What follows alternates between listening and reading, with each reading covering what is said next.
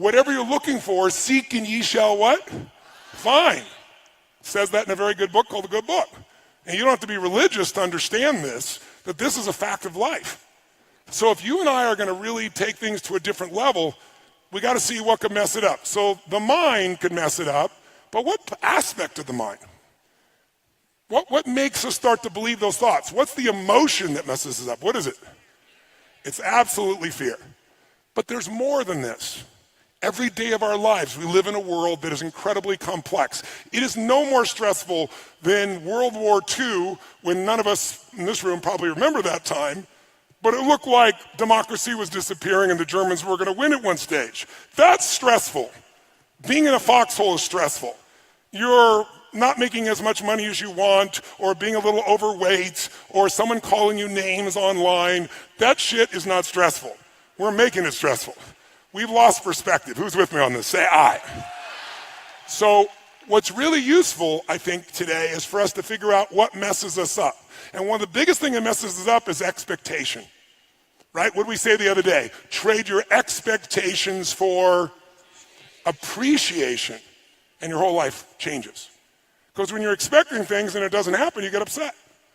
So that first day also was all about, what if you lived your life and you made a decision? And the decision was, life is too short to suffer. It's too short to be stressed, pissed off, fearful, worried. Who's with me on this? Say aye. But our minds, our survival software, is always looking for what's wrong. Our job is to create the happiness. And the only way you do that is you draw a line in the sand and say, I'm not going to suffer. I'm going to be honest. If I start to feel that stress, I'm going to breathe, and I'm going to realize we're the only creatures on the planet that can think a thought and become angry. Think a thought and become playful. Think a thought and be worried. Think a thought and feel loved. That's why we can change how fast? But you have to take control and train this brain. If you don't train this brain, it'll use you instead of you using it. You have to identify with your heart or your soul or your spirit instead of the brain. As I said, in China, the heart is the emperor. It is the highest energy. It's the thing that is worshipped, because when you were born, there was no brain. Your heart started beating and there wasn't a brain in you as a fetus. It has its own intelligence. It produces hormones that strengthen your bones. It is the strongest force in your immune system. This is the ticket. This is what we get caught up in. We want to use the head and heart together, and then we have the power of both of them. So to do that, though, we got to give up the expectation that people are going to behave the way we want them to. Because what are the chances, if your happiness is dependent upon everyone around you, your mother behaving the way you think she should, your father, your brother, your sister, your coworkers, your employees, what are the chances of everybody living the way you think they should? On a 0 to 100% scale, what are the chances? So why would we allow this to be? Because it's just a bad habit. And it's like my buddy Mike here with his daughter. Instead of trying to control her, he decides, I'm going to learn from her, I'm going to love her, I'm going to grow me. And that pulls her closer instead of pushing her further away. Instead of working on them, we're going to work on us. If I want to change you, the fastest way I can change you is change me, because we're in a cybernetic loop. If dad responds totally different than she can predict, she doesn't know how to deal with that anymore, now you have the upper hand. Now your love can penetrate her instead of the story in each other's minds. When he was talking to me on that first day about her, he was in his head. How many saw that? And then he left his head and got in his heart, and that's when he penetrated her. And look at mom over here smiling from ear to ear, going, nodding her head, going, yeah, that's cool. And look at Mike's big smile on his face, because he can feel the difference. So today we want to do our best to catch ourselves in our head, to get back on our heart. And then here's the biggest thing you need. You don't want to make the assumption that says, no, I've done 3 days and I'm done. This is the beginning, not the end. Who's with me on this? Say aye. Now, it doesn't have to be the beginning with me. If you want to do more with me, come to Master University. Or you can go do it with someone else. But you got to keep growing. If you don't keep growing, none of this will matter. And you can have tremendous few months or half a year or a year, but why would you settle for 6 months because you went to the program? I remember one time I had a friend years ago, really good friend of mine, and he came to this seminar, and he loved it, and he was on fire, and he went back, and he lost 32 pounds, and he changed his business, got closer to his wife, And then he ran into some challenges in one of his business, had two businesses, one of his businesses, and then their kid had some challenges, and he and his wife got stressed about it, and they started being stressed with each other in reaction to the environment. And so, it was like 6, 7, 8 months in, and I remember him saying, hey, Tone, I love that seminar, but dude, it didn't last. It was great for 6 months. I said, asshole. I said, who made you think you could do something for 3 days and it would even last 6 months? I said, do you think I just did 3 days and I've been this way for the last 40? No, I said 40 years ago I started a journey that has never ended. And so we need a daily practice, right? Who's up for it here? Say aye. And so I want to show you how I do this for me, and I want you to create your own system based on it. So if you and I are going to get lasting results, you got to do some things regularly. The first thing, and I call this immersion coaching, the first thing that I do still myself is I schedule myself at least twice a year, sometimes 3 times a year, to go to an event of some sort where I can make myself better psychologically, emotionally, relationship, finances, something. I call it an event blast-off because most people learn a language in high school and college. Who learned a language in high school and college? Let me see a show of hands. How many of you don't speak a fucking word of it now? Let me see a show of hands. What happened? You spent years, but you did it 1 hour a day, 5 days a week. Immersion is the way to learn. When you're breathing like we're doing here all night, all day, it's not comfortable, but it's unbelievably fulfilling. How many are experiencing it right now? Say aye. You got to get over your mind going, I can't do this, it's too hard and all that shit. You got to push yourself through when you feel exhausted and say, there's a second wind in me, I'm going to find it. But if you go for immersion, you will master things 10 times faster than you will doing an hour a day or once a week or something like that. I mean, think about it. This seminar is 50 hours over the course of the weekend, 4 days. It's a lot of hours. I can make this so much easier. Let's do an hour a week for a year. We'll get 2 weeks off, it'll be easy. Would we get the same result, yes or no? No way. So I'll give you an example. My wife and I, and we have an extended family member of mine named Mary, and Mary, the 3 of us travel together. Mary's my right arm. And so I drag Mary with us too because she's part of our family. We just recently finished A Date with Destiny, which is my most powerful seminar. It's 6 days and nights, and it's an experience of some grads of Date with Destiny, cool. But it's one of my favorite things to do on earth, but it's not an easy thing on my body, as you might imagine. And it's incredibly fulfilling, but at the end of it, my body is complete toast, as you can imagine. And we were in Australia, in the Gold Coast, and I scheduled already, some Aussies here, huh? Nice to see you guys. And I scheduled, because my life was so full, there was only 1 week I could do this, and so I scheduled to go to this place in Sedona, Arizona, where this man for 39 years has been a neurological expert about how to wire your brain for alpha states, delta states, if you're familiar with those. But alpha is the expertise. And I want to, as great as my life is, I want to take another level. So I have more to give for my family, for my friends, for you, for myself. So we go for 7 days and nights. And this is what it was like. You got up first thing in the morning, 6:30, and you spent an hour and a half getting your brain wired with this glue shit. And they put 180 of these electrodes on your head. My wife looked so attractive, and so did I. It was amazing. And then, after wiring you up with this goop, which, by the way, takes forever to get out afterwards.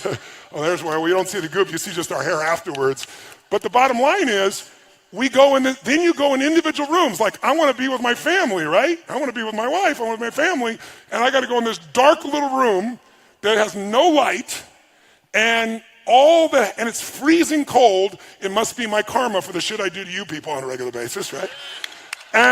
And sure enough, I'm there for 14 hours in this room. You get 1 break, sometimes 2, run the restroom. And the entire time you are learning to think, and how you think, these electrodes create sounds. And you learn how to put yourself in the zone of alpha. But it's a bitch.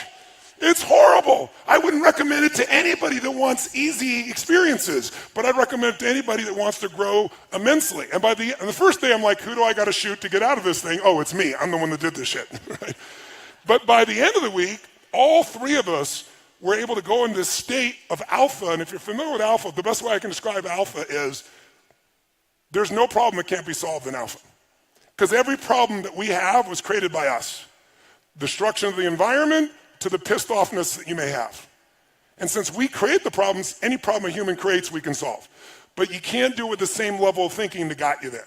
So there's a science of it, and you can't cheat. This thing measures you. And then you take this frickin' test with 300 questions 3 times a day, the same effing test. And it takes forever. And while you're answering it, these electrodes are seeing what you're doing. And then the guy sits down with you, and it's called sigmas, and he goes, well, this is 2 sigma, this is even, this is 10 sigmas. And the more sigmas is how far you are off from what you wrote from what was really going on in your nervous system. So it was like, said something to me like that I was demanding. I'm like, what the fuck? I'm not demanding. What are you talking about? Right? But I guess I was, right? And you learn then how to let go of those old patterns, create new ones. So my point is, I'm doing okay in my life. I'm not exactly hurting. I'm having the most beautiful life I could possibly have, a beautiful mission, a beautiful family, beautiful children, grandchildren, beautiful experience to live in life. And yet I'm not willing to settle for that because I'm here to deliver more for everyone I love, including myself. And so what I do is I schedule it. Because listen to me, when you talk about shit, it's a dream. When you envision it, it's exciting.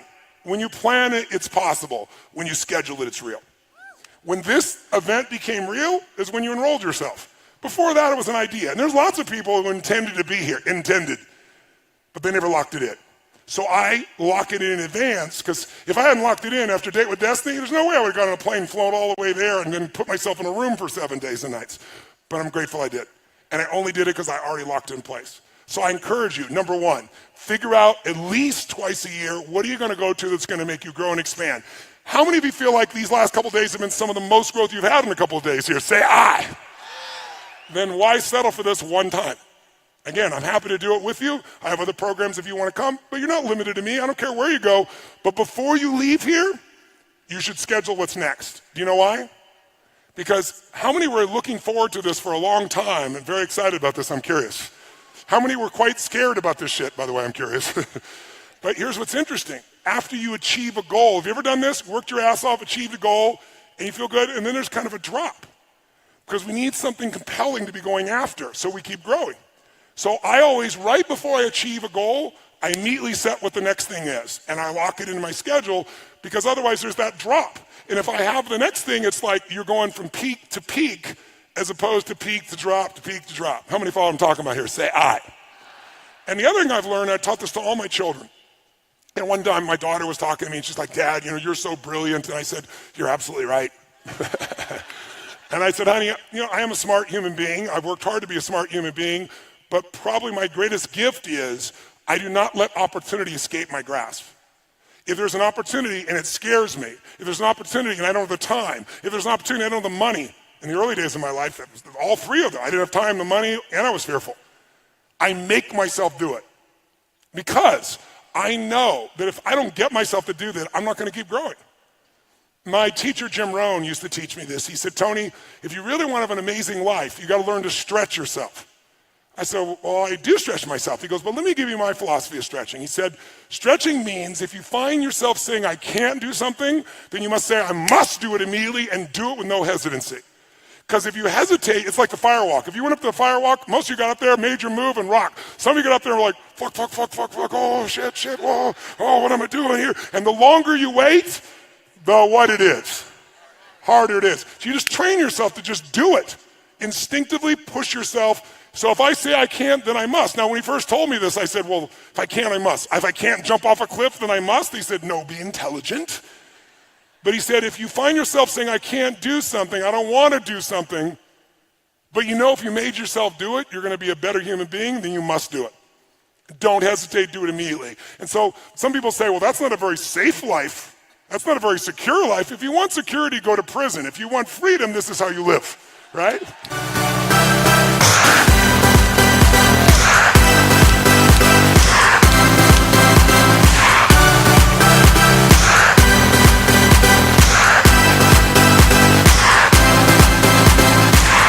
Shake them all your body for 20 seconds. Face a partner and say, I own you, baby. No, I own you. No, I own you. When you say I own you, it means I'm going to outdo your energy for 30 seconds. 1, 2, 3, go. Under control.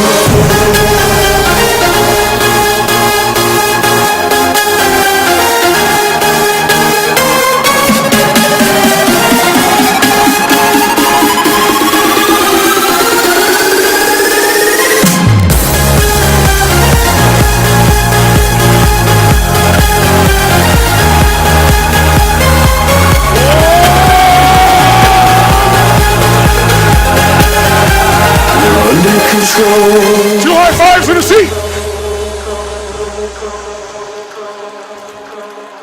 So once, sit down at peak state. I might be anyone. So once you've got events where you're going to make huge growth, the next thing you want to do, throw it up to number 2, is you really want to get yourself a coach or a mentor. Why do you want a coach or a mentor? You're smart. Well, I got a series of mentors. I've got 3 men in my life who are the smartest humans I know, some of the most successful people in the world in business, spiritually, emotionally well-developed. They're 18 to 20 years my senior. And guess what? I come to them all the time for accountability and feedback. Because as much as I know to drive myself, you don't do brain surgery on yourself even if you're a brain surgeon. Does it make sense? You need some feedback from the outside because you're still in it. And so getting a coach is critical. Now I get paid $1 million a year to coach someone and I only take on 7 clients and I got now a 5-year waiting list. So I'm not looking for any coaching clients. But I've trained all of my coaches to do the same things I do and they don't charge $1 million a year, not even close. So you can use our coaches if you want or someone else, but what you don't want to do is have a friend be your coach. Why? I'll give you an example. A few years back, I was on this talk show that's in the morning. I won't mention the name, but it has a bunch of ladies. What's the name of it? The View. That's right, I won't mention it. And I was on The View, and it was when Barbara Walters was still on, and Barbara's a brilliant, amazing lady. And they had me on in January, and I was doing a piece on New Year, New Life, how to transform your energy and your body. And when I was done talking, it was a little 7-minute segment. All 5 women, I guess it was, 5 women followed me into the green room, literally, during the break. And they said, listen, before the TV comes back on, we want to do this. You know, tell us more, how are we going to do this? And we want to do this together. And when they said they wanted to do it together, I was like, hold it. I said, can I be direct with you on this? I said, Barbara, you know how much I respect you and all of you, but can I be direct? They said, well, yeah. I said, well, I respect you. You're some of the best in the world at what you do as journalists. I said, you have an incredible show, #1 radio show. You've been in the years. Barbara, you're a role model for anyone who wants to be successful, man or woman. But there's an area of your life none of you have mastered. It's your body. I'm not being harsh. I have to tell the truth because the truth is how you get to the things to change. And you should have seen him look around and be like, oh my God, he just said we're fat. I didn't say they're fat. I said, you haven't mastered this area of your life. And I said, here's the problem. If you guys get together now and none of you have mastered this area and you're all friends, you'll do this for 2 or 3 days, but about the 3rd or 4th day in, one of you's going to go, I want to go to Starbucks and have a mocha something, whatever that shit's called, right? And someone else can say, no, we got to work out. And they go, but can't we just stop for a few minutes? And then someone else will say, well, we could stop for a few minutes. And then you're fucked because you'll break the pattern. I said, have you ever done this before? And they started shaking their heads. They said, it's happened multiple times. I said, don't do this together. I know you love each other. That's why you shouldn't do it together. Get a professional. When you go, I want to mocha smoke, they go, shut the fuck up and run! You need someone who's not going to listen to your bullshit and is going to push you until you develop the discipline, till you develop the skill. And even then, they're going to know the little things, the 2-millimeter things you don't know that could save you a decade. How many follow this? Say aye. So don't get a good coach, get an outstanding one. And the problem is I created the coaching industry. Before I came along, no one called himself a coach in this industry. There wasn't this industry. You had to be a therapist, and you got approved by insurance. And I came along and said, these therapists are sitting down with people for 7 effing years, and I can wipe out that phobia in 20 minutes or an hour? And so I went around and I said, I got to figure out who I am. I'm not a motivator. I never was. You know, I'm not a guru. What am I? And I thought, well, as an athlete, who influenced me the most were my coaches. And many of them were not as good as I was, but I'm in the game. I'm in the forest. They're outside of it. They could see things and give me cues, and they cared about me. So I said, that's what I am. Forget athletics, I'm a coach. I love people, I'm not better than they are, but I'm gonna see things they can't see because this is my focus, right? And so I did that, and for many years I called myself a coach. No one did, and I remember I was on Larry King Live, and I just started coaching President Clinton, and he goes, what is this coaching thing? You're not a coach, you don't coach athletes. I said, well, actually I do. But I said, no, here's what I mean by coach. And I was about to give it up. And like within the next 6 months, everybody was a coach. Therapists started calling themselves coaches. Financial planners started calling themselves coaches. It became a term of art. Now I hate it. You know why? There's no standard. Right? Anybody can say they'll call themselves a coach. Anybody go out there and do it. They go to some class, some idiot teaches them 3 skills. They've never produced a fucking result in their life, and they're a coach. So I feel like I created a bastard industry. And so like any industry, there's good and bad.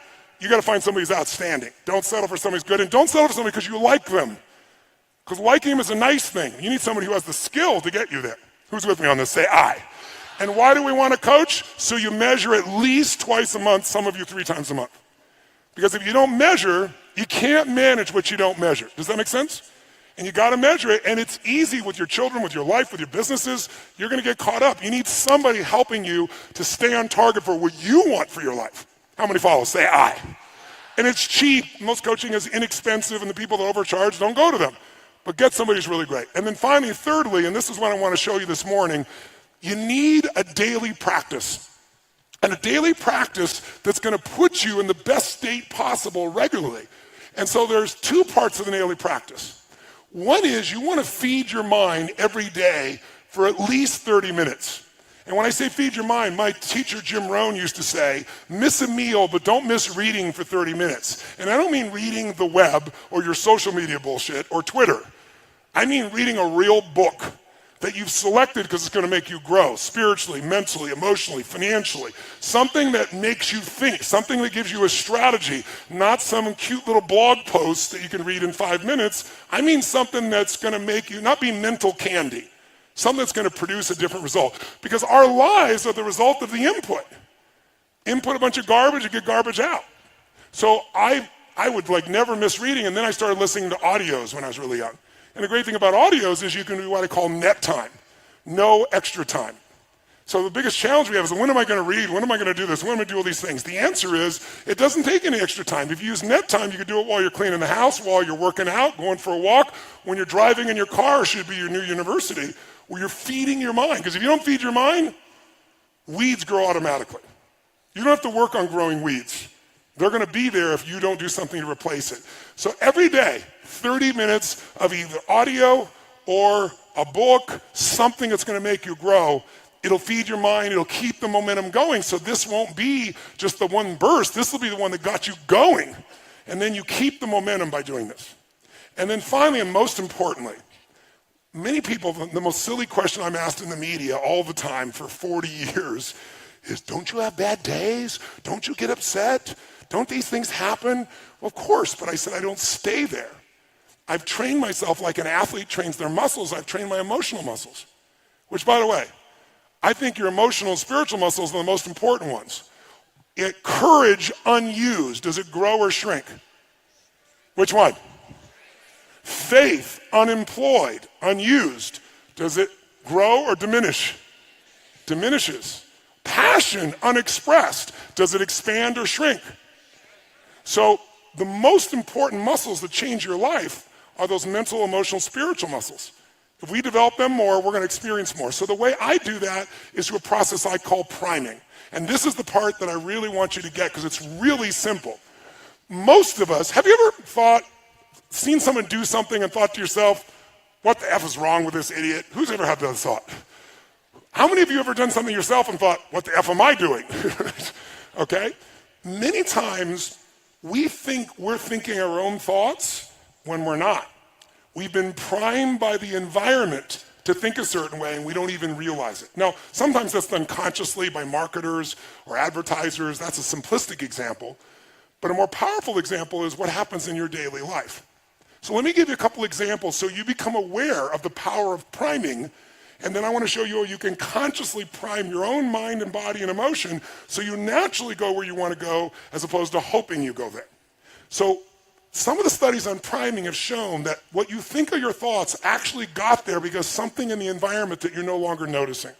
So an example of this would be, they did a study and they took 2 actors and they both approached 100 people each, and the actors were designed to do the exact same thing.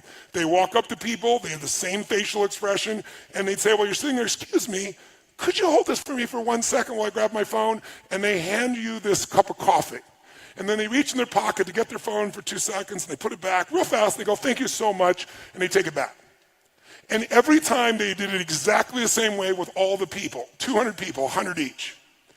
Each person did 100 people, but 50 of those people they gave hot coffee to. 50 of the people they gave iced coffee to. Now listen to this. This is mind-boggling. After 35 to 45 minutes roughly, a person walks by outdoors or at the mall, wherever they did this. They have a checkboard, clipboard, and they go, excuse me, we'll give you $20 if you'll give us 3 minutes of your time to read these 3 paragraphs and answer 2 questions. 95% of people do it. $20, 3 minutes, I'll do it. And they read these 3 paragraphs, which is this story about this main protagonist. And then the 2 questions are, tell us what's the first emotion that you link to the main character, and what's the second one? Those are the 2 questions. When they do this with people they had hot coffee to, 80% of the people, 81% to be exact, roughly 80, 81, say that the person they read the story about is generous and warm. Sometimes they add the word loving, but generous and warm is always there. The people who had the exact same presentation 34 or 40 minutes earlier who were given iced coffee, 80%, there's a 1% difference which is statistically irrelevant, 80% of them say the person is cold and uncaring. And the only difference is 35 or 40 minutes earlier, somebody handed you a hot or cold cup of coffee. That's wild, isn't it? I'll give you another example. In America, many of you, there's 72 countries here, but in America, a lot of people see individuals that come from Asia as being superior in science and math. And there's a different mindset in those countries about science and math. And when those people come here, they work incredibly hard, they're incredibly focused, they believe, and the belief structure is they do really well if you're Asian. Now, in our culture, in the past, many times people have been focused on the fact that if you are a man, you do well with math and science, but if you're a woman, it's just not your cup of tea, you're not quite as strong in it. And there's no basis for that whatsoever, but it's a cultural anchor that people have begun to believe in. So here's what's interesting. They took the math part of the SAT test, and they took a group of women at Harvard, and all they did to change the test is change the first question of the test. On half the test, they said, what's your gender? On the other half the test, they said, what is your nationality, right? What's your ethnicity? Well, interesting.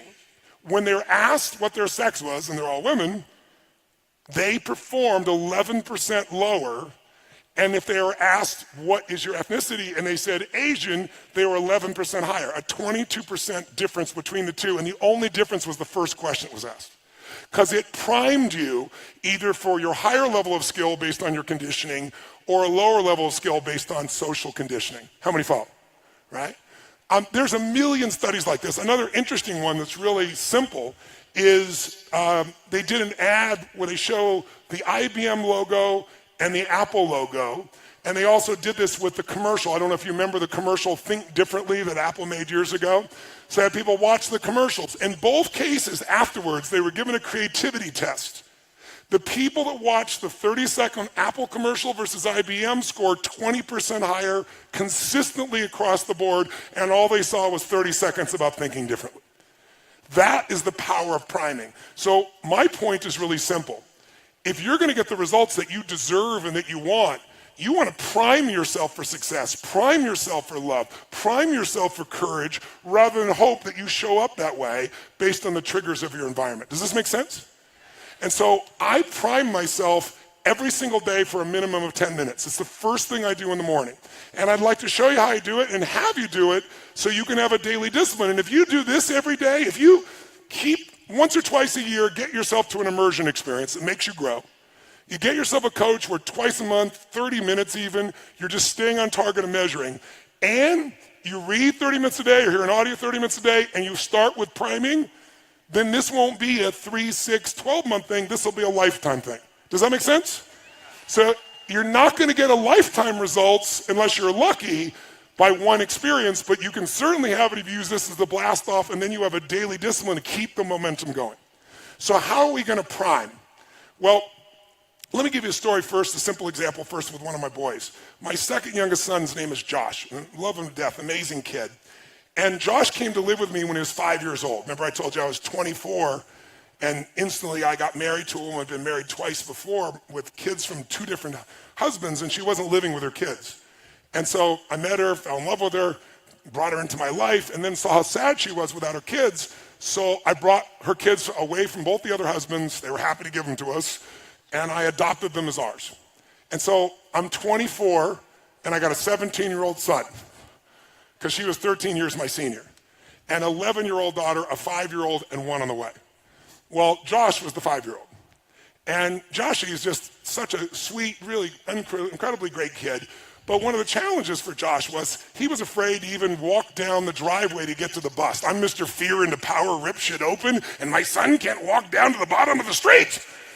And so I had to kind of try to figure out how to deal with this, how to figure it all out, and to figure out what I was going to do to try and make this thing happen, to make it change. And so one of the things that happened was I started to realize that I needed to train his nervous system to have courage. Instead of hoping it showed up, I got to really train it. And I started doing these things with him, and I watched him before my eyes change. He became more confident, became more strong. And all it was doing was getting him to program his own mind, prime himself. Just really simple little things to do. And then one day, Josh came home, and he was laughing uncontrollably, and like over nothing. And then I came in the room, and there was a new friend with him. And this kid, do you know anybody that's not really funny, but they think they are?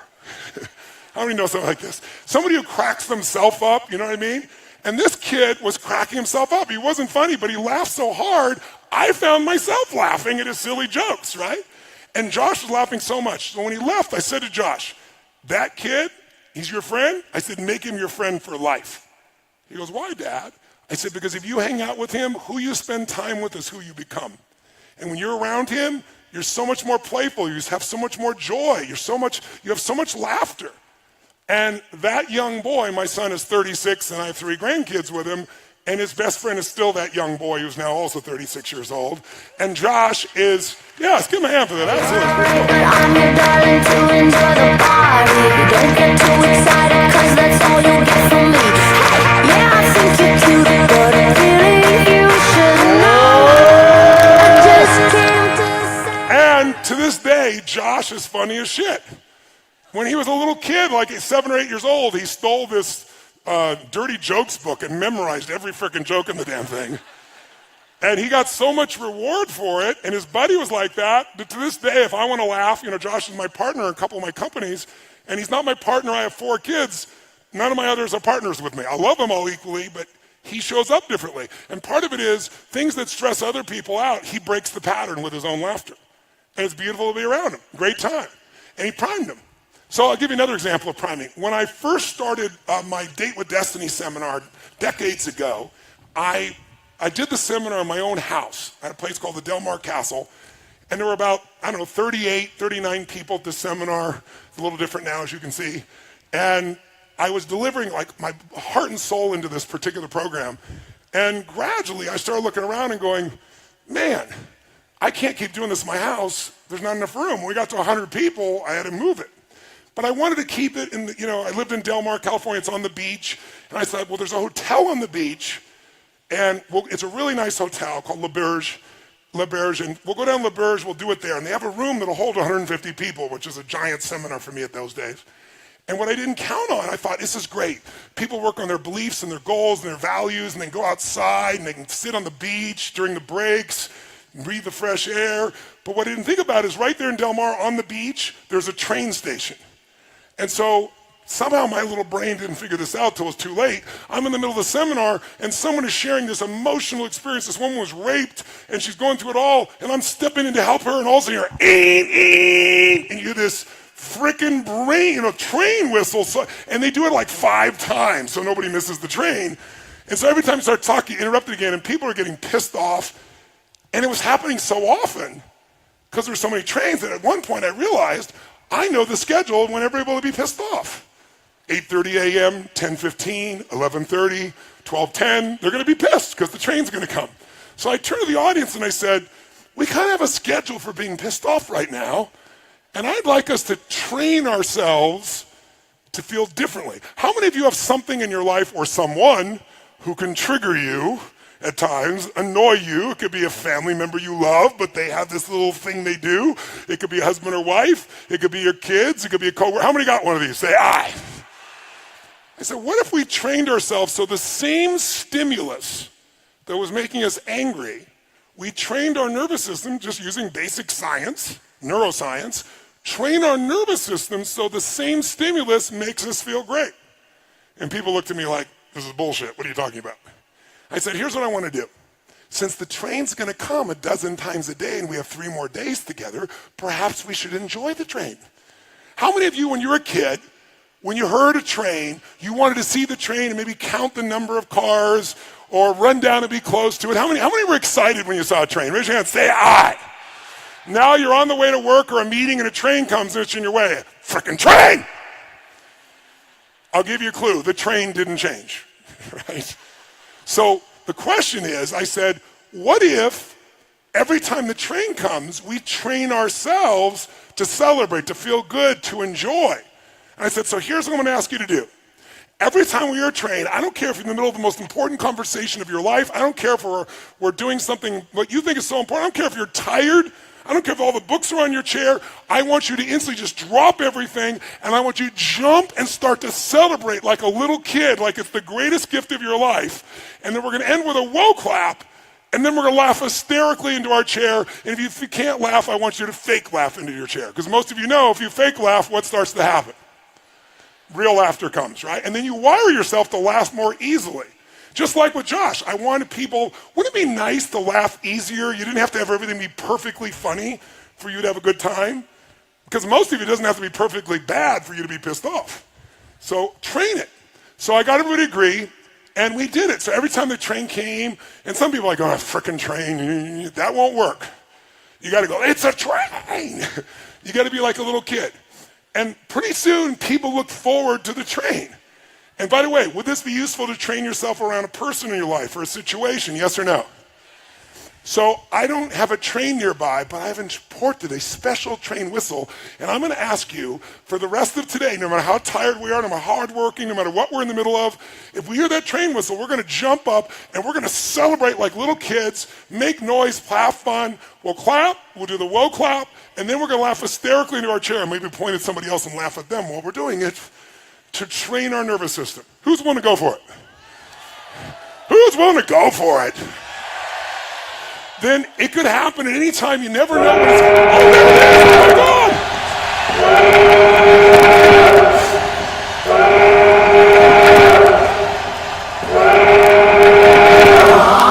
God. Make some noise! Clapping!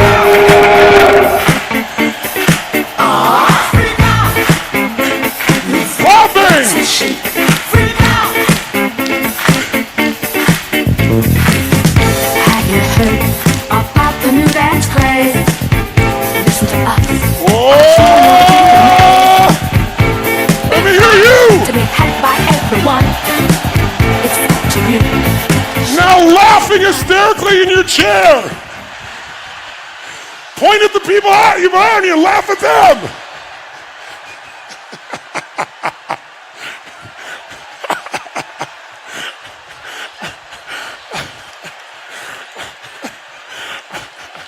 Oh, yes.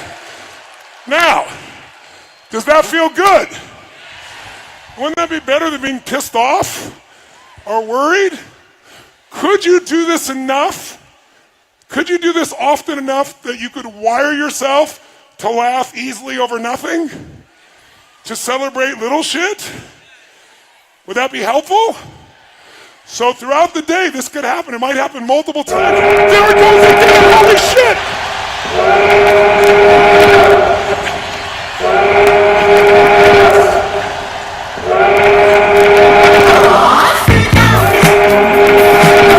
Make some noise!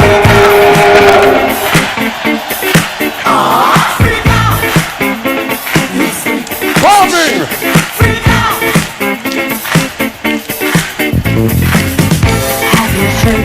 About the new dance craze. Listen to us. I'm sure you'll be amazed. Big fun to be had by everyone. Oh! It's up to you. Show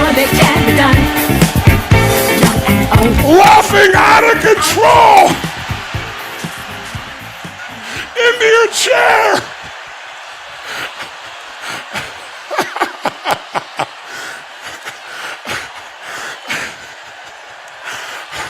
Oh, yes.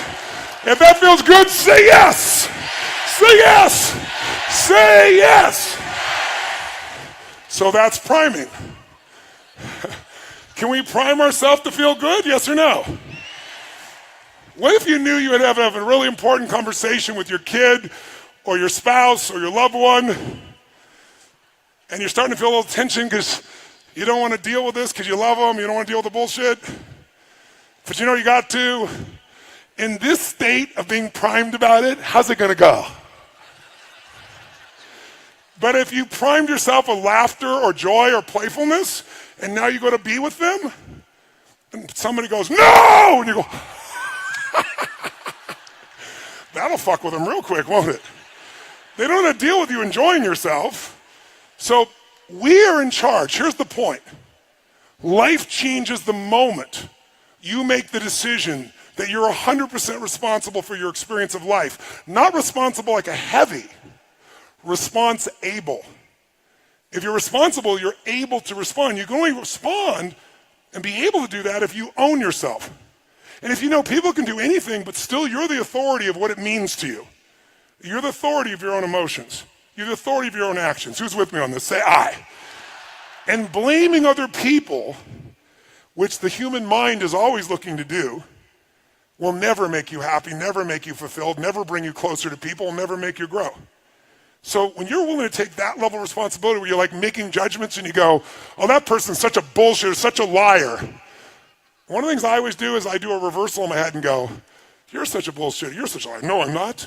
Where are you a bullshitter? Well, I did bullshit about that once. Who's ever said something and after you said it thought to yourself, what I just said was total bullshit? How many of you ever thought this? How many of you ever heard someone else say something and thought to yourself, what they just said is fucking bullshit? See, if you can see it in someone else, they can see it in you. Better to just own it and let go. Because that's what the mind does. If we let the mind run us, we're going to have a tough time. This mind serves me. I don't negotiate with it. Remember I told you? I don't say, well, I'll do this. Well, maybe we could do it. Maybe we'll jump in the water now. It's like, it knows I'm not here to negotiate. When I say it, we do it. That's what we want to train ourselves to do today. Who's up for that? Say I. So the first step to that would be priming. So let me show you exactly what I do for 10 minutes. By the way, my son, people have around him enough, he laughs so much, he is a priming to other people when he shows up in the room. Because they're around Josh enough, and they know at any moment Josh could crack them up, and there's an unconscious anticipation of it. Does that make sense? So even if something's stressful, they're almost on their edge that Josh is going to do something of this nature. It's an incredible skill. It's an incredible gift. So here's how I prime myself. I do 3 things. First, before I do the 3 things, whenever you want to make a change or improve something, the first place you want to improve it is in your mental, emotional state. If you do something from a pissed off state, from an exhausted state, from a frustrated state, from a weak state, it won't matter what you do. The thoughts are weak when you're in a weak place. The actions are weak. So the first thing we're going to do is I'm going to show you a simple breathing pattern. And the breathing pattern, if you're familiar with yoga, it's like breath of fire. It's similar to breath of fire. And it's a movement. And what it's going to look like is this. You're going to sit up in your chair with energy. I'll show you what we'll do, and then we'll do it. We're going to raise our hands up as we take the air in, and then you're going to blow it out. Only you're going to blow it out your nose. Now to do that, if there's anything in there, it may show up coming out of your body.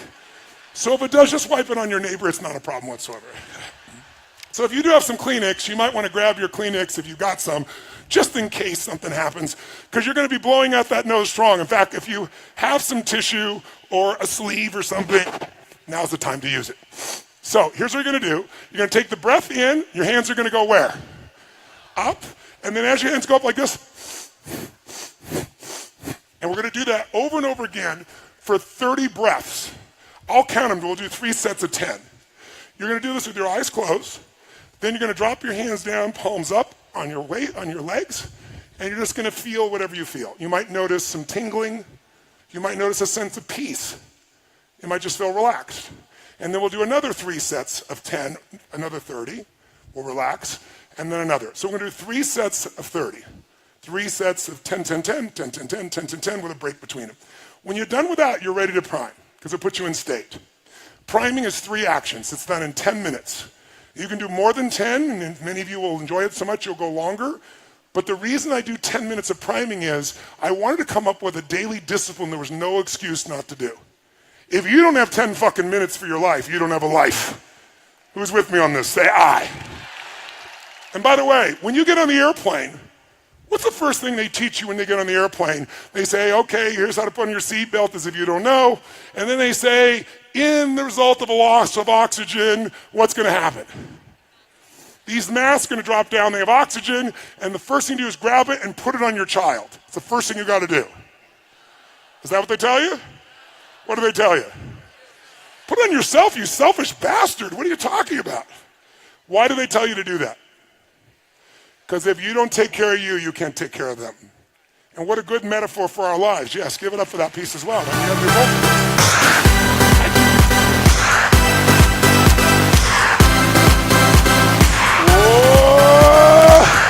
So we're priming, taking care of ourselves so we can take care of everybody else too. Does that make sense? So what we're going to do is, we're going to do our 3 sets of 10, 3 sets of 10, 3 sets of 10. Then with our eyes closed, the first 3 1/3 minutes of the 10 minutes is we're going to focus on 3 experiences in our life that we could feel deeply grateful for. 3 of them. And we're not going to think of like, oh, this. We're going to take them one at a time, spend about a minute each, and step into that moment in your life that you could feel grateful for. It could be a little thing or a big thing. It doesn't matter. What matters is that you go there. You know, if I asked you what's it like to be on a roller coaster, and you remember a time when you're on a roller coaster and you picture yourself on a roller coaster over there, you're going to give me a very different feedback than if I get you to imagine the moment you were going over the edge and you're in the front seat. Then you're going to show me a different result. You want your gratitude to be in the front seat, not an intellectual gratitude out there. So I take 3 minutes, a minute each. I come up with something different every time. I think of a moment that I could feel so grateful for, a blessed moment, a beautiful moment, a loving moment, a sacred moment. And I step in and feel it and flood myself with the gratitude. Now, do you remember why we use gratitude? Sounds corny, right? But why? From a scientific perspective. Remember what I showed you the other day? When someone's frustrated, when they're angry, we can measure your EKG and your EGG. We can see what your heart and your brain are both doing. And they are all over the place. They don't match. They're jagged. Do you remember the image? But when you breathe in your heart and you put focus in your heart, where focus goes, energy. And so what happens is you get unified. And all of a sudden the brain and the heart become one tracing energy. It's crazy. That's the flow state. So when you're grateful, gratitude is the antidote to the 2 emotions that mess up most people's lives. What are they? Anger and what? Fear. Those are the 2 biggies. You cannot be grateful and angry simultaneously. That's the beauty of it. It's the antidote to anger. You can't be fearful and grateful simultaneously. So the more you cultivate and prime yourself for gratitude, the more you can push through anger and fear very quickly. Does that make sense? So again, it's scientific. This is not like positive thinking bullshit. It's about what actually changes biochemistry and what will get you to wire and fire a new set of patterns that are more elegant, more rewarding, more impactful than the ones that society will condition you to do if you let it, okay? So 3 minutes, a minute each. And by the way, when I do it, I usually pick 2 strong ones, and then I pick something really simple and I make myself really feel the gratitude, like the wind on my face, or the smell of the ocean if I'm doing it outside by my house, or the look on one of my children's faces. And I'll just fill that up. And the reason is, if all you do is get grateful about big things, you're going to miss most of life. You know, the astronauts that went to the moon, think about that journey. Think about, as a child, these guys dreamed of being an astronaut. They competed with hundreds of thousands of people, and then a few of these guys get on that rocket and go to the moon. And imagine, you walk on the moon, you look back, and you see that picture we've all seen of the blue-green earth that's so beautiful, and it's not a photograph. They were the ones there seeing it. Talk about an experience. And then they face their fears and come in, they land successfully in the ocean, and they're rescued.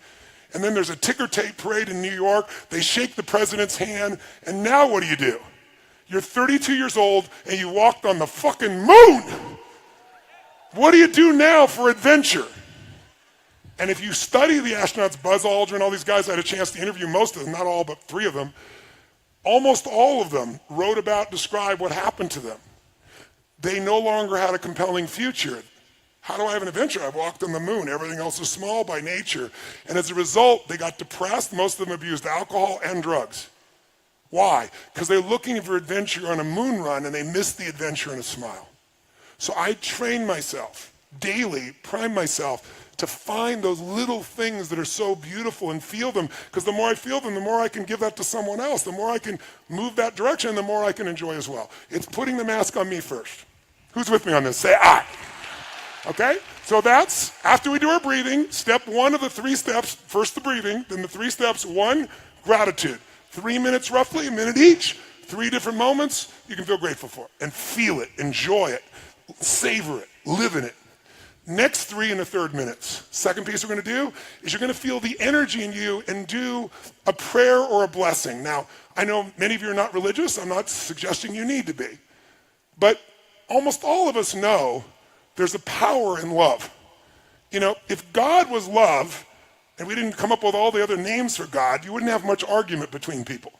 So imagine that what you're going to do is imagine energy of God, the universe, whatever you want to imagine, coming down into you like a white light and breathing it down in through your body, down your legs, into the earth, and then coming back up and out again. So it's, and then comes back up.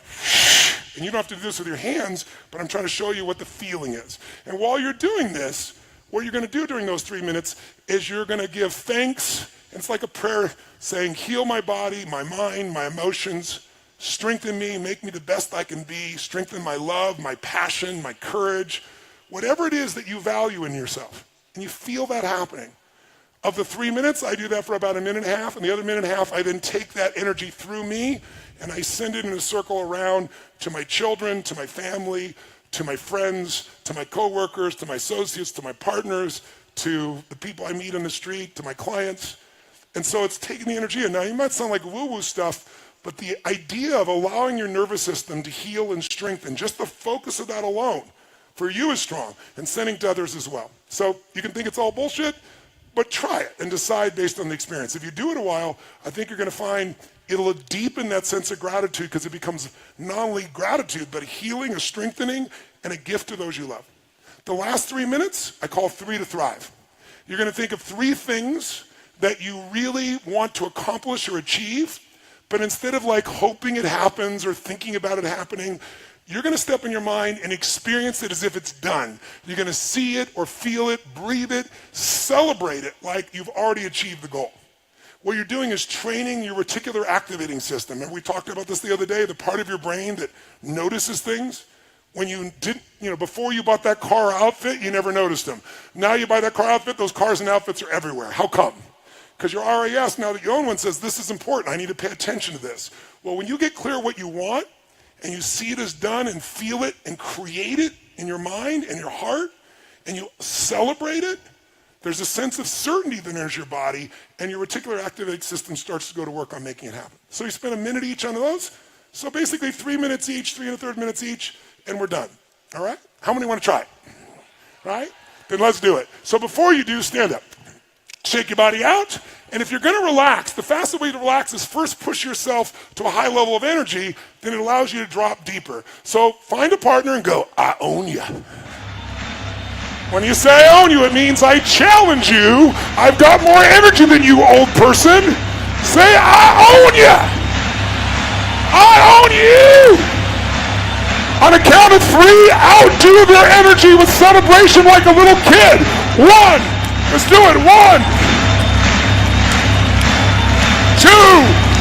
Use your voice and your body. 3. Go.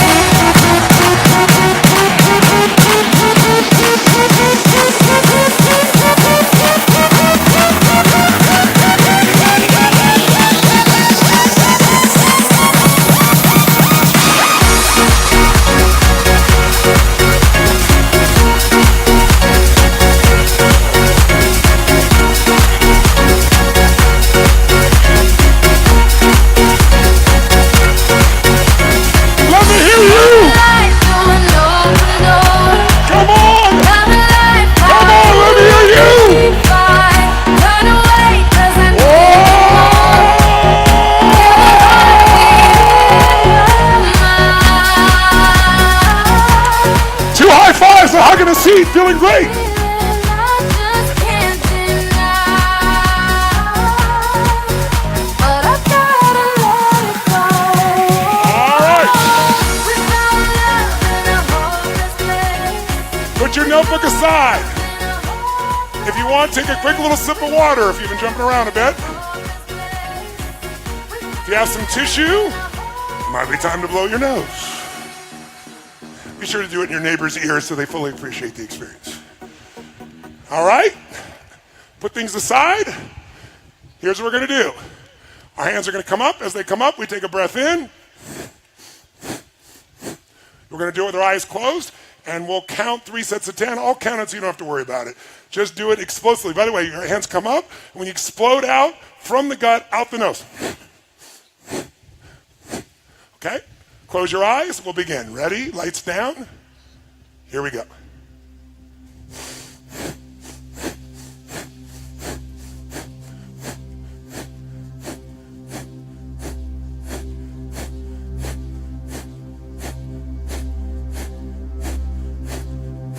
I should hear you. It should come out your nose loud.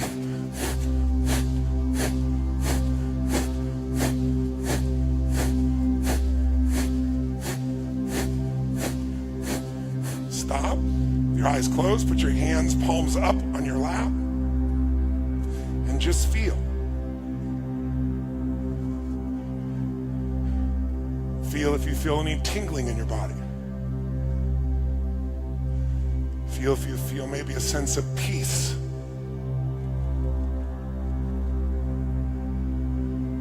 Maybe be a hint of happiness every now and then for some of you. Just for no good reason except you want it.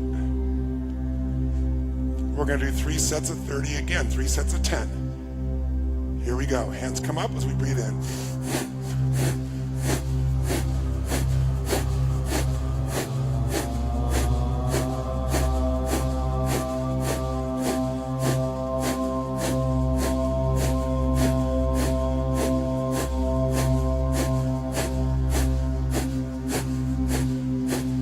Stop.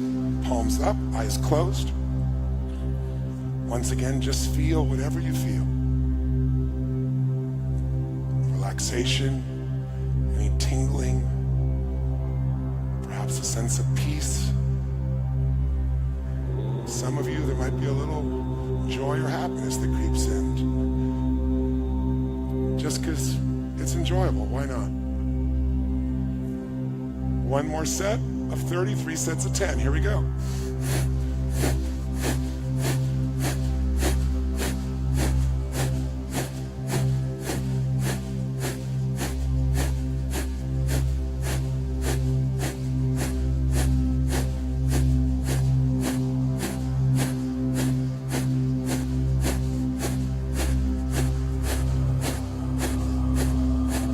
Stop. Palms up. Breathing deep. Enjoying it. You might just take your hands and put them on your heart for a moment. Physically feel your heart and breathe deep in your heart. Feel the power of your heart. The strength of your heart. The beauty of your heart. What are you proud your heart has guided you to feel or to give or to do or to share or to enjoy? As long as that heart is beating, you live.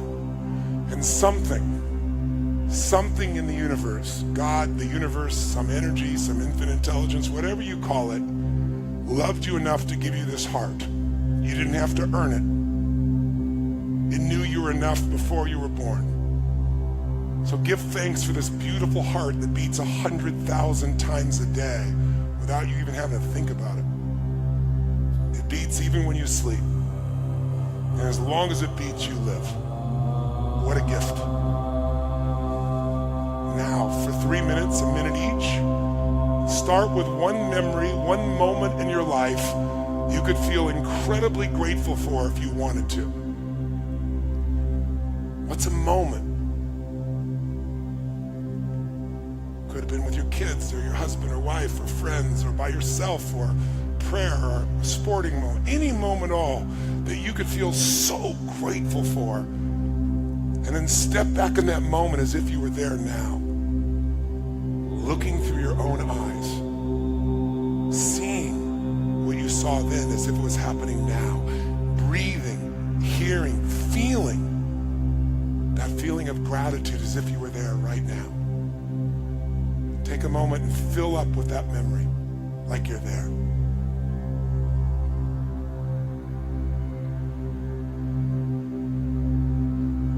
Enjoy it.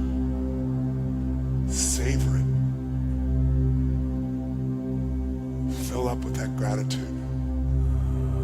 A moment you love, a moment that is precious.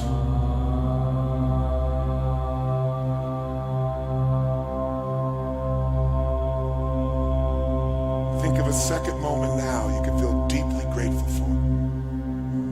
It could be anything, from your childhood, as an adult, could have been 10 years ago, could have been yesterday or today. Any moment you could feel deeply grateful for. Step into that moment right now like you're there once again. Seeing, hearing, feeling what you're feeling then, now.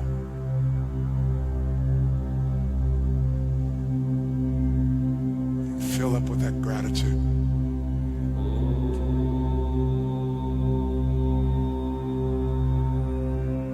Savor it. Give thanks. Feel so grateful.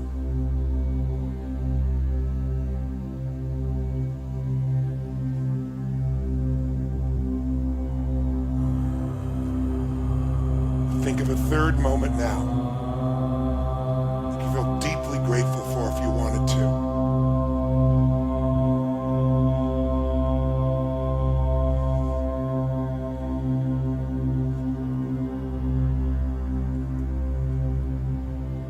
See it, feel it, hear it, experience it. You might even feel a smile inside that starts to show up slightly on your face if you wanted to. Fill up with the beauty of that moment. The love or the sacredness or the gift of that magic moment. Feel that that moment was a blessing in your life, wasn't it?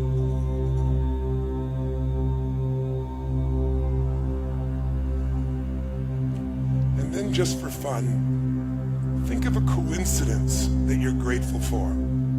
You know, we all love coincidences because we didn't make it happen. It was life happening for us, not to us. You were heading to a restaurant or to a meeting and you met the love of your life.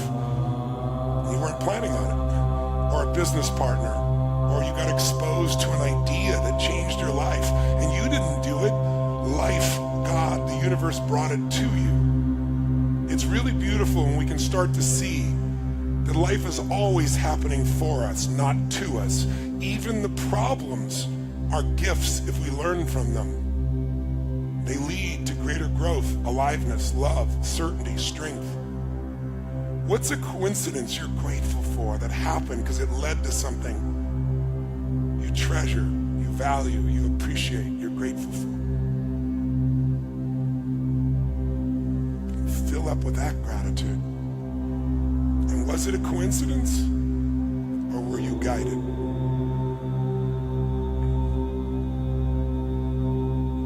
We're going to go to step 2 now. Imagine, you can relax your hands off your heart if you haven't already. Imagine an energy. It can be a gold light, a white light, an ice blue light coming from the sky, from space, from the heavens, down through the top of your head, the crown of your head. And as it goes through, that white or gold or blue light penetrates your skull, your neck, your shoulders, your arms, your chest, your lower back, your stomach, your legs, calves, through the feet, into the ground, circling to the core of the earth. Imagine it. And then imagine it circling back up to the top and out the top of your head. Back down, and as it does, feel the energy come in and imagine that your life, your mind, your emotion, your body are being healed and strengthened all the way into the earth. Back up your legs, through the chest, through the top of your head, and out into the sky.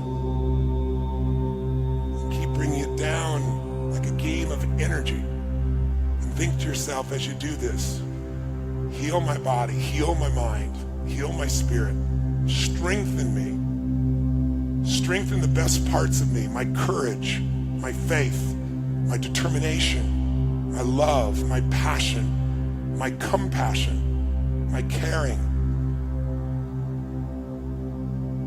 And then do it again and just feel like each time it's almost like a cleansing and a strengthening of your whole nervous system. Like every cell, every nerve in your body feels alive, healed, strengthened. Like the best parts of you are getting stronger. Your love, your joy, your playfulness, your laughter, your faith, your determination, your persistence, your love.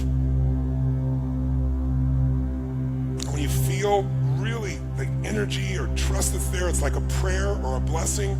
Now take that energy in your heart and send it to the people closest to you. Imagine, they don't even have to know it, that you're sending energy into them that heals their mind, their heart, their emotions, their body.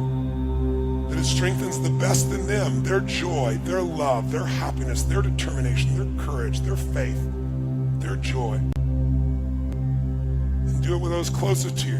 Your husband, wife, boyfriend, girlfriend, your children, close family members, close friends, co-workers, business partners, strangers, clients, everyone.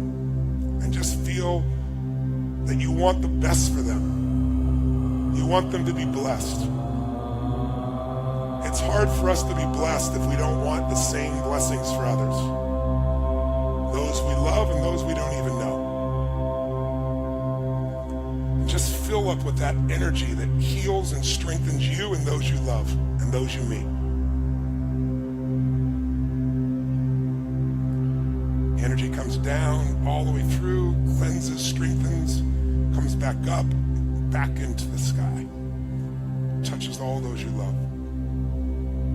Make it like a game. It feels fun to keep feeling stronger and happier, and then spreading that strength and happiness through either prayer or love or blessings or all the above. Whatever is appropriate for you, whatever you believe in. I'm not here to tell you what to believe. Whatever you believe, whatever you feel, let it flow. And finally, our third step, you're going to think of 3 results, 3 outcomes, 3 goals that you want to turn into reality. And we'll take a minute each, one at a time.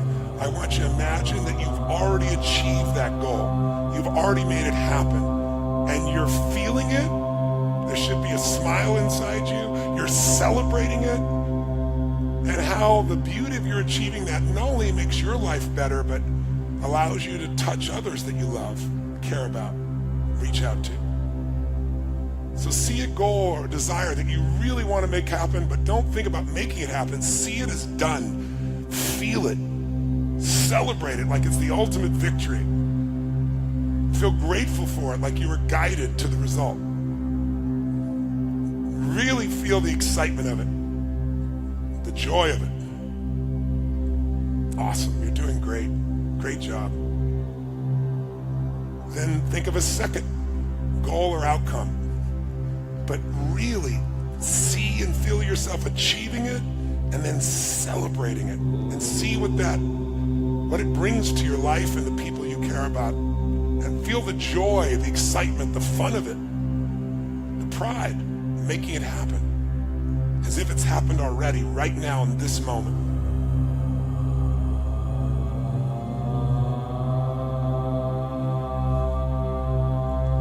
And finally, think of a third outcome, a result you want, a goal you want to make real. Step in it like you're there.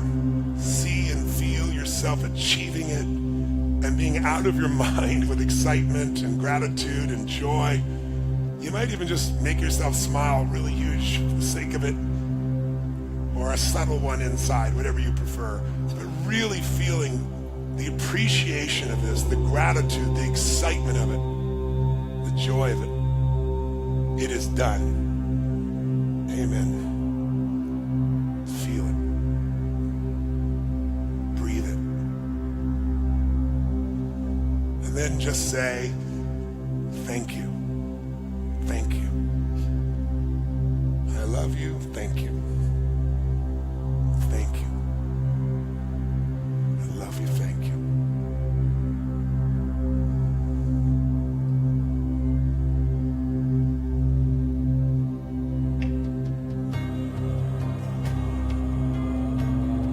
Continue to breathe, feeling this gratitude, feeling the joy, feeling the blessings in your mind, body, heart, and soul, the blessings to those you love and meet. And start to feel the achievement, the joy, the excitement, and start to build that energy a little bit inside. Like the energy is building up inside you, and it's going to build to a peak where you're going to expand and make a sound in a few minutes. Not just yet.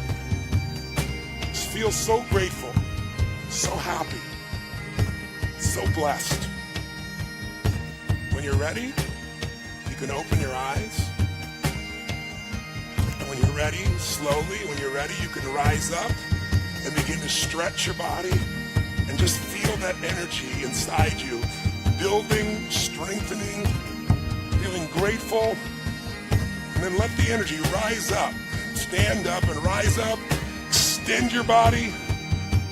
In a few moments, we're going to make a sound, the loudest sound you've ever made that you could enjoy making, a sound of joy, of excitement, of playfulness, of grace, of guidance. The kind of sound you make if you were thanking the universe or God for all that's inside you, all that you've lived, all that you're going to live, all that's coming. Get ready to build it up. Faith, joy, excitement, energy, passion. More excitement, more energy, more joy than ever. Get ready. 1,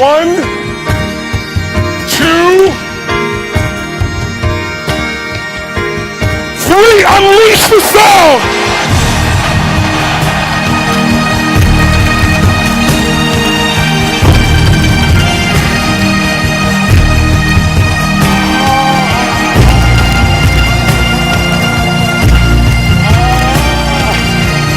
Now reach inside and double the intensity, louder and enjoy it, go!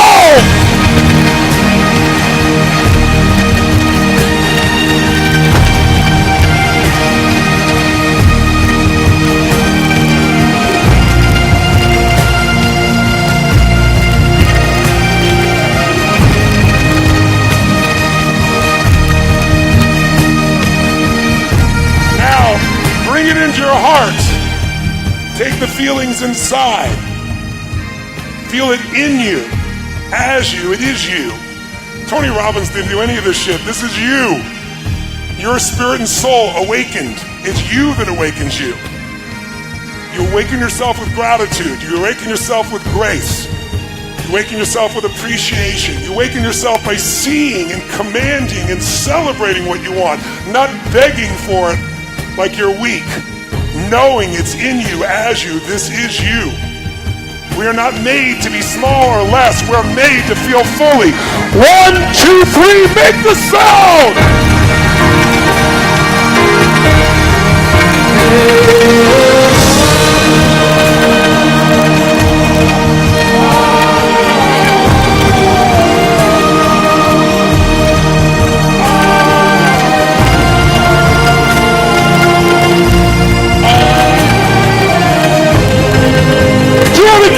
Double the intensity, you gotta enjoy it, go!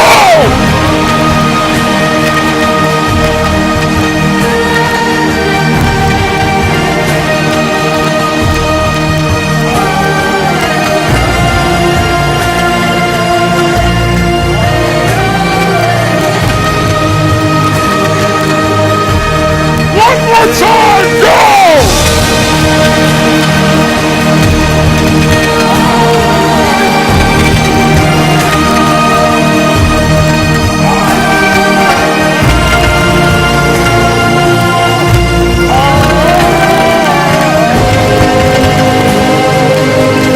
One more, go for it!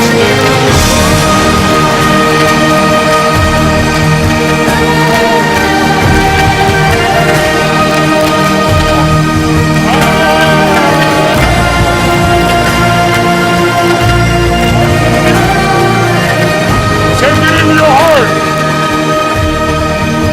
Breathe it inside you. It's in you. As you, this is the real you. If you strip away the conditioning, if you strip away the fear, and you prime yourself for your true nature, gratitude, love, strength, caring, passion, aliveness. This is what we're made for. This is who we are. Everything else is just fear and conditioning. And we are more than anything that could ever happen to us, more than anything we could ever face. You are more than any problem. No problem is permanent. Only our souls are permanent. Problems are the gifts we grow from. Turn to someone next to you and tell them, what were you grateful for? What did you remember? What did you achieve? And how are you feeling right now? Go. Grab a partner and tell them, what did you remember? What did you appreciate? Hold on to me as we go.